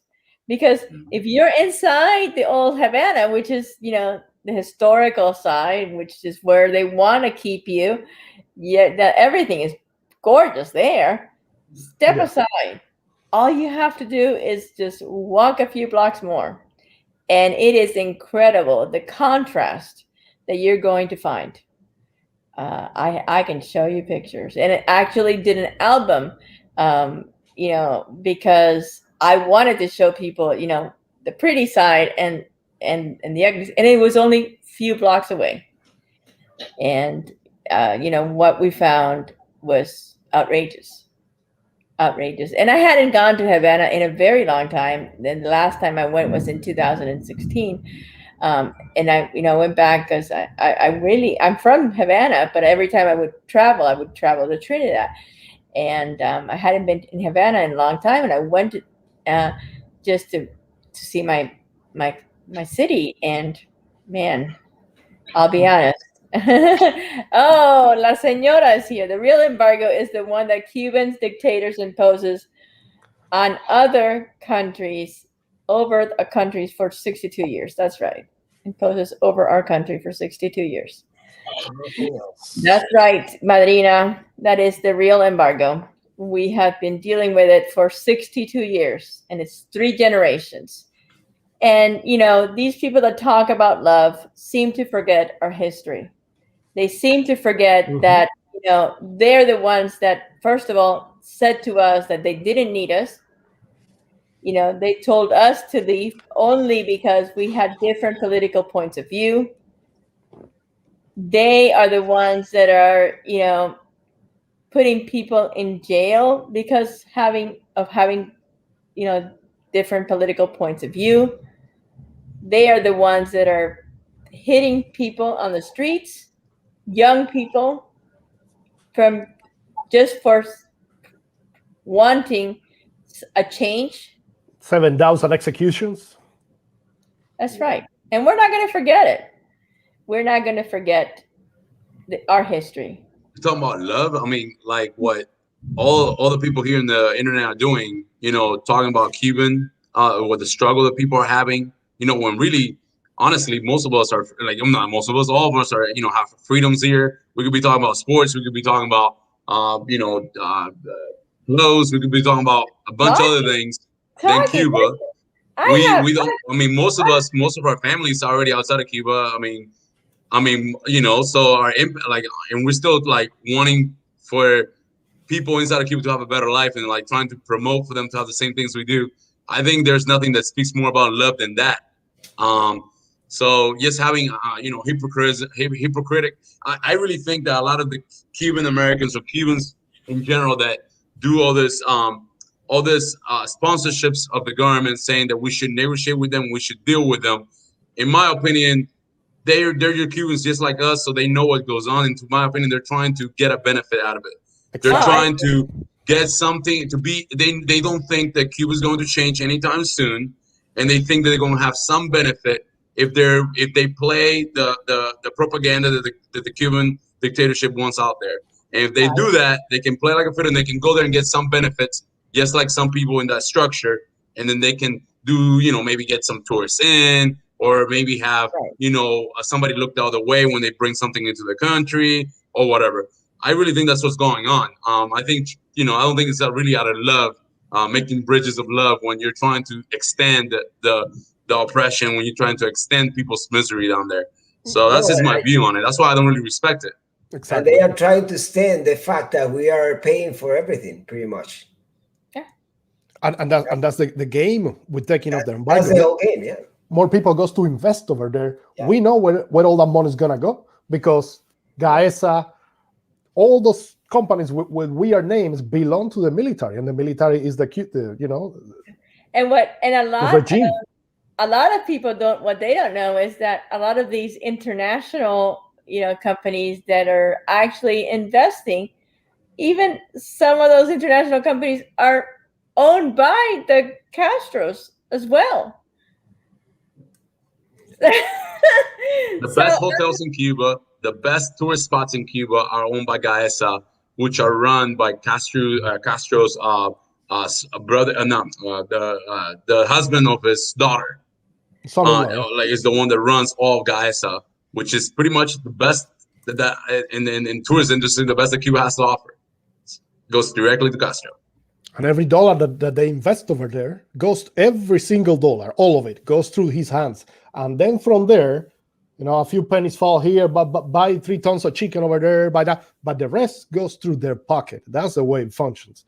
So it's love to the narco dictators, love to them, leftover for the people, and scam the investors from outside. That's the final equation. But, sadly, almost no one is going to learn. The best lessons are the most expensive ones. Many people learned 2016, but Americans have short memory. Some will go again, and I hope not, but some might go again. Yeah, Americans do have short memories, don't they? Unfortunately, it is that's a good. I'm gonna. That's a good tweet. There's a tweeting moment there. You had a tweet moment. Yeah. Oprah does that, right? So when she's doing interviews, she'll. I get upset. I've never been in Cuba in over 20 years. Never been back. My mom is over there. Most of my family is there. Never seen them. And I talked to them through the years, and I closed all of Cuba for almost 20 years. And then I reopened last year, and let's start talking. And I get upset because it's like they stop on time. They don't want to see these things. And then it's all our fault. And then they told us, well, because the blockade. And, for how long? Yeah. It's not. It's very sad. It's very sad to listen to our family sometimes. Like I've been to some. I've been in conversations with my family that at the end I ended up like crying or even thinking for hours of what my next step is gonna be, or what should I do with this, and it's insane. It's insane the damage that they have done to us. That's right. When it comes to that psychological part of it, like it's I think that's the biggest damage of the whole thing.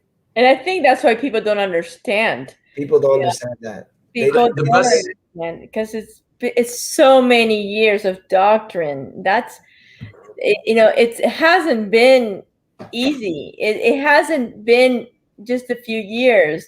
It's 3 generations. You need to understand this. And the funny thing that we're born with, with this system already there. This is the only thing they know. The funny thing is that going back to what I was saying before, like the funny thing is that they tell you like you don't have to get into this because you've been to Cuba too many times and you've done whatever you want and this and that. And yeah, I've done whatever I want because I work for it. I work for it, and this is something that I want for you to do. I want if I get sick here, you can help me out too. But if I get sick here, who help me? Who's gonna help me? The government. Exactly. My government is gonna help me. The Canadian government, because that's my government. That's the one that is gonna help me. But then your government, if I don't help you, they don't help you either. That's right. And this is something that people need to understand. People need to understand this concept. People, health and education, they are not the only thing for you to take from a government. Mm-hmm. And especially when they are not even good. Because that's the top. That's the top of things. Like I was looking today. I was looking at one of on my Facebook page, and I saw some people just going at each other with the health and education thing, and I was just flipping. I was flipping behind the computer. I was like, seriously, these people still. And the other part was saying like, I have the same here.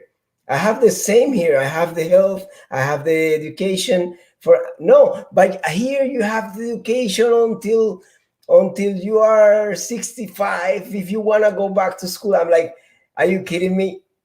What Are can you you? kidding There's me? nothing you can do with the education because I've got 18 pages of things you can't do. Exactly. What do you do with it? What I was telling someone else today.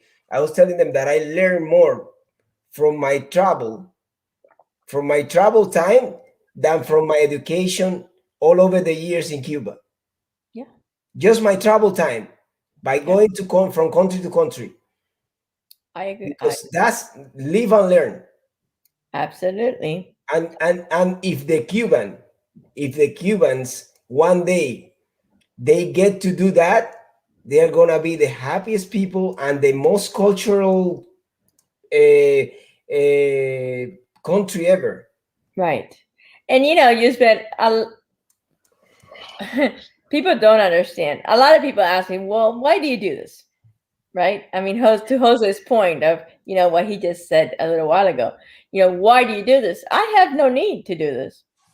As a matter of fact, I'm carving time out of my precious time because I'm in tax season. What accountants do you see on a political? If you find another accountant on a political show this time, and during tax season, you let me know because Exactly. This is your busiest time ever. you. Yeah. Bernie Sanders. Making a lot of money while I am here. In these last 2 hours, I have lost money. Yes. However, this is important to me. And it's not important to me because I'm going back to Cuba. There is nothing for me in Cuba. I have made my life here.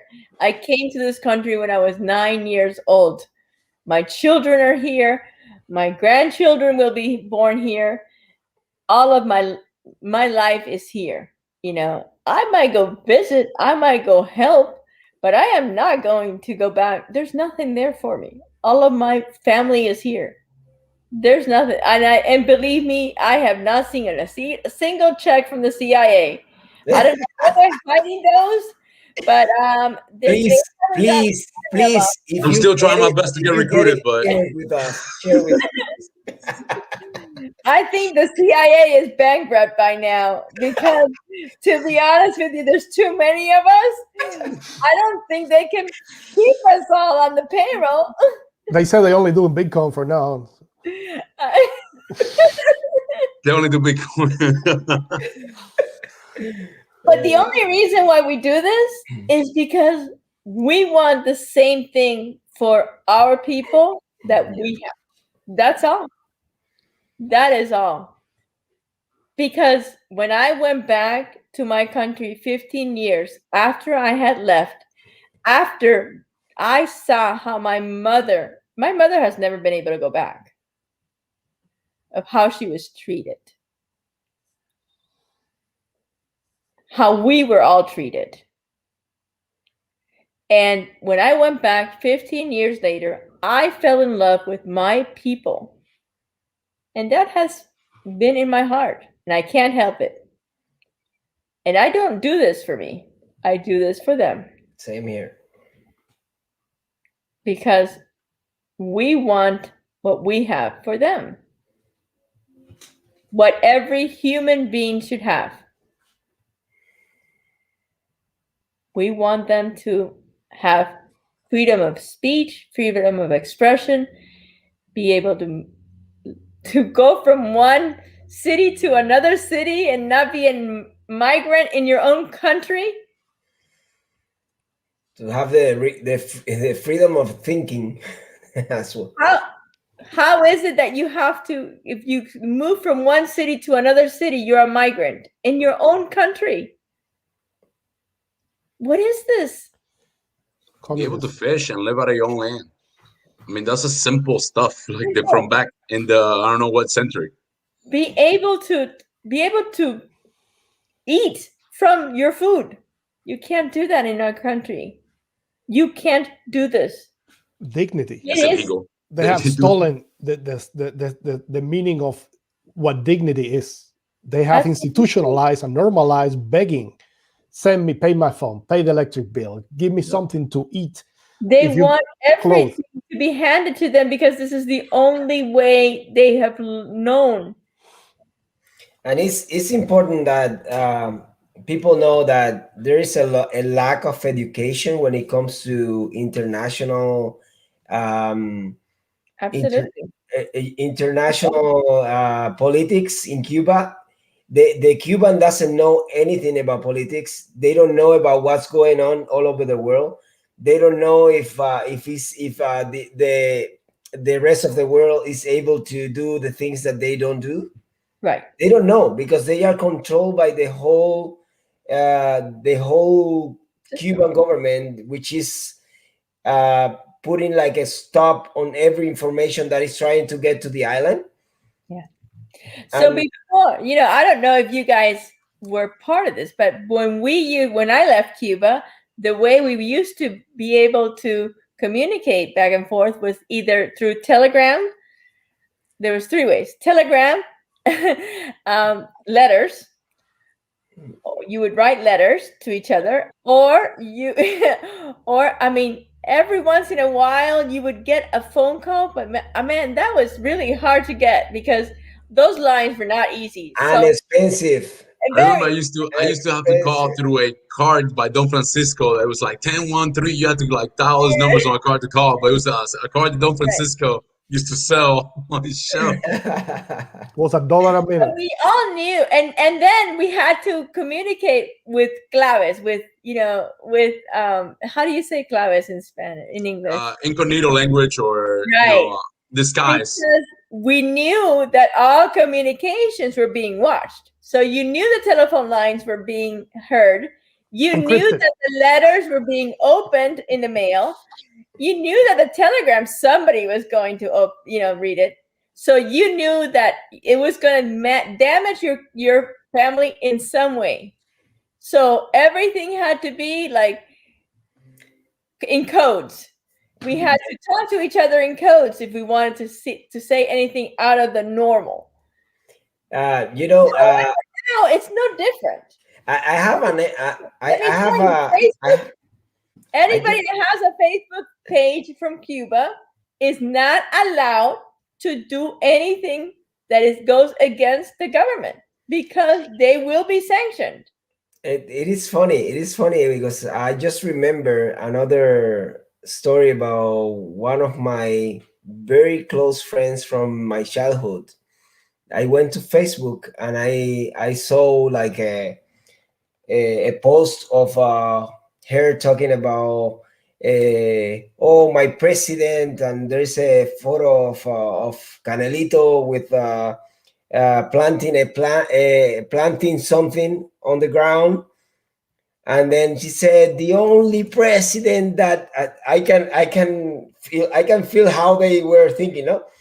The only president that was able to put his shoes in this soil and this and that. I was like, seriously?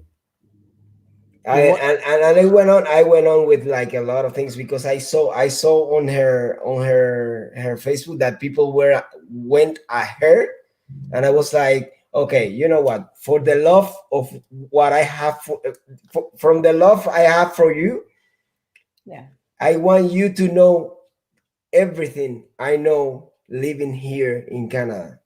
Hisbel, I have a question. And I'm telling you, I'm telling you that there are because everything went on, and then until they come to the embargo, it's always everything landed into the embargo thing. And then I say, okay, do you know that there are three conditions, only 3 conditions for the Cuban government to do for the American government to finish the embargo? Right. You know what she did? Because I named them. Mm-hmm. I named the 3 of them. You know what she did? I went the next day, I went to check and see if she replied. She deleted it. Of course. And I didn't even know that was possible because I was looking. Do you think they believe what they say? No, they don't. Of course not. And that's the end of it. When Yeah. she deleted it, it's Yeah. because she doesn't even believe in it. Right. You know, because she doesn't want anyone else to see it. And I Right. agree. I agree. And that's living on denial or being Accomplished. exactly. I There come. you go.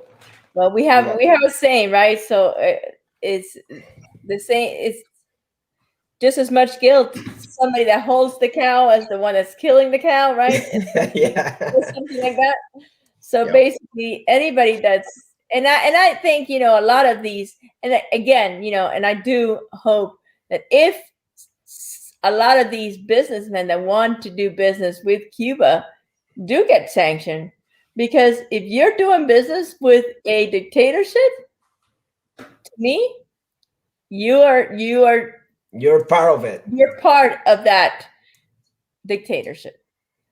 You're making it easy for them to continue to do harm to their people. And so I put you in the same line, in the same place as everyone else that's on their side. There's only two sides of the story, and I hope that whoever's watching this is on the right side. Yeah. Our side. Which is the only right side. The only right. Well, guys, it's 2 hours, so it's time to say our goodbyes. Jose, anything you want to say before I let you go? No, like thanks for having the show. I think it's a great topic, and I think it's something that we can go on. Sometimes we get discouraged from people within inside of Cuba, but really we also have to remember that the only thing I can simulate it to is back in the days of slavery. Some people didn't think that the end of slavery was possible, and it was that conflict from within the slaves to free themselves and to eventually get other people to start helping them in that cause. And I think it's a lot of it has some similarities to it. I think some discouragement, but then when you're in the right side of history, when you're in the right end of the moral argument, I think eventually, even if you lose, you're gonna be fine. But I think we're in a time where we're closer to achieving change than we think. So Look who just joined us. Let's say hello. I'm ready to go to bed. I know you are. Ready. I said I can't believe her. How are Good you? evening. Okay, Good evening. I'm joining you because I want to share something with you. This is exactly what I brought to the channel today. Can you imagine? I remember in 1985, I was in Cuba at the time, and I remember that Cuban government they donate 3 ICU units, complete ICU units to Bolivia in 1985.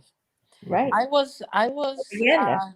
right. I was reading the news like probably 2 days ago that Evo Morales, who gave an interview to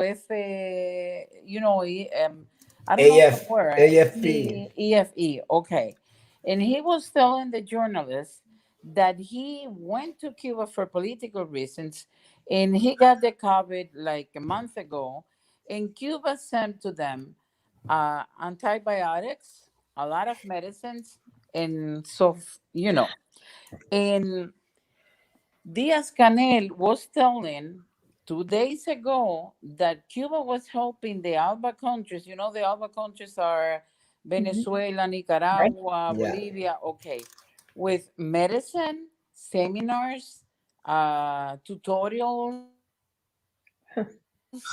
everything about, I don't know the name of the biotechnology or something like that.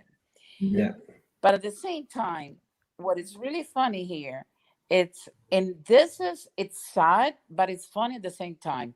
It was last year, March last year, it was this lady, she was looking for the medicine. She was chasing the medicine all around Havana, and she couldn't find erythromycin, I believe was the medicine. And did you read it? And she was chasing the medicine finally, after a long line, she got the medicine.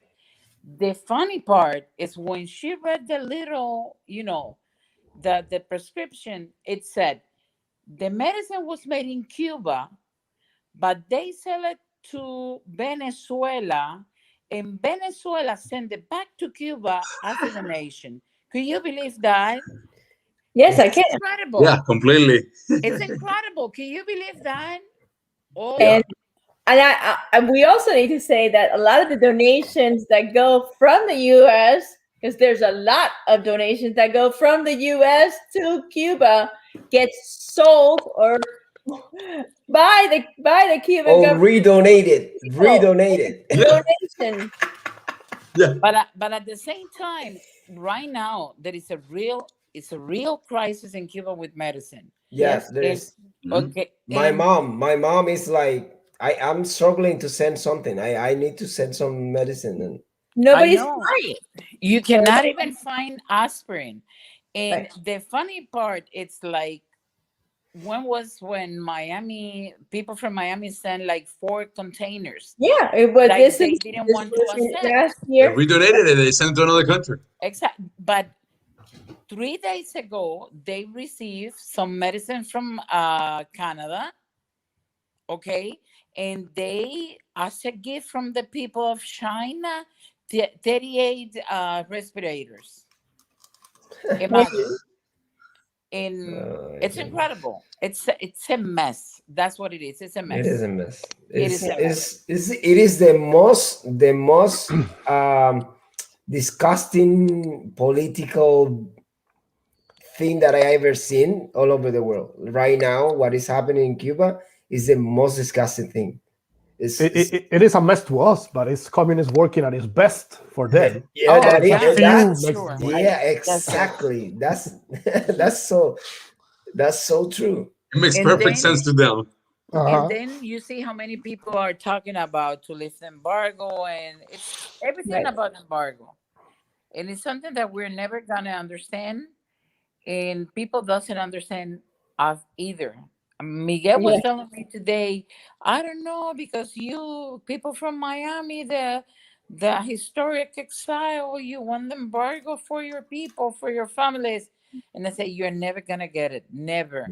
It's Mhm. so long and so messy, and it is Mhm. incredible, but it is what it is. And the worst part is that a lot of people around the world, that instead to be helping us, you know, in support our situation, they are just looking to the other side. Yeah, Like, but you know what's you Because know they have, sorry. yeah, it's all, it's all about money. It's power. No, and the other thing is, like, a lot of people think that the problem in Cuba is is for the Cubans to take care of. If you don't take care of, how do you want me to help you? That's the problem, Well, I because they don't have think an issue. I don't they have an issue with them saying that, just Ben. I don't have an issue because it's no, true. no, me Exactly. either. Like, it's What I do for me have it's an okay. issue is with them actually taking advantage of that and then doing business with the That's the part that I don't that I don't want. But there are that's a lot of people. For example, here I heard about a conversation with a politician, that when they went to the politician, they say, "Okay, we have this problem in Cuba and this and that." oh, they know. Yeah, and what? This is not our problem. That's their problem. Look We who are just not here to solve your problems. saying You goodbye. need to solve your problem yourself. who's around here? Look Yeah, who's here. the best answer. We get Hello, we get a Miguel. room. You got a room? You got a Great. room. Your light is on. And yeah, look, But no food. No food. So I'm gonna be a third world. I'm gonna be a third world Negro for a little bit. Oh my goodness. Oh my God. I'm in Texas too. We have no water. Good. Don't worry. You have no man, water? frozen. that sucks. You don't have no water either. Well, we have water. Yeah, we have water. What else? The only thing we don't have is electricity. Alex just texted me and said that the electricity back on in his place, and probably tomorrow. We had a few friends invite us, but we don't want to bother anybody. Right. I want to make your own party. That's the problem. It's You're party people. I saw Hey, you. then you know guys why. are experiencing kind of like what people do once a week in Cuba. No water, no electricity. Yeah, yeah, my friend. We only had a little That's throwback coming. on Monday for you guys. Yeah, but You couldn't go one night. Hey, what Fulano, city no. of Texas are you? My goodness. But at least we can. I got snow and I can flush the What toilet. city? They don't What even have city of Texas are you? Right. Yeah. That's crazy. But I was actually saying our goodbyes already because we've been here for 2 hours and 10 minutes. So, is there something you want to say your Rodrigo goodbyes? thought I was gone because I tried to get in the phone. I tried to get in the phone. I couldn't find you. I thought you guys was gone, but when I was talking to Alex, I get in the computer and I show out. Let's talk. You. I said, okay, they be there. Yeah. We're here. We're here. We were saying Don't our worry, we win the way. Win the way. yeah, but leave your like. Like leave your like on the live. Like I And said, subscribe. if you haven't subscribed, please subscribe. And there are I want to tell you about Jose Views. Jose, why don't you promote your channel, please? Much like Iskra, we're trying to just spread the word and cover the internet. That way, we don't have all this communist propaganda over the internet. So we're trying to change that. So my channel is Jose Views. It's like you see on the screen. I go on Tuesdays at night sometimes, and definitely on Saturdays in Spanish at 3. That's all. And before I go to sleep and I said goodbye, let me tell you something. I used to have, I don't know, when I was trying to explain people not from Cuba, like Americans or Latin Americans or South Americans, I always have this story. And when people doesn't want to believe what you're telling them about our experience in Cuba, I always have this registro de direcciones.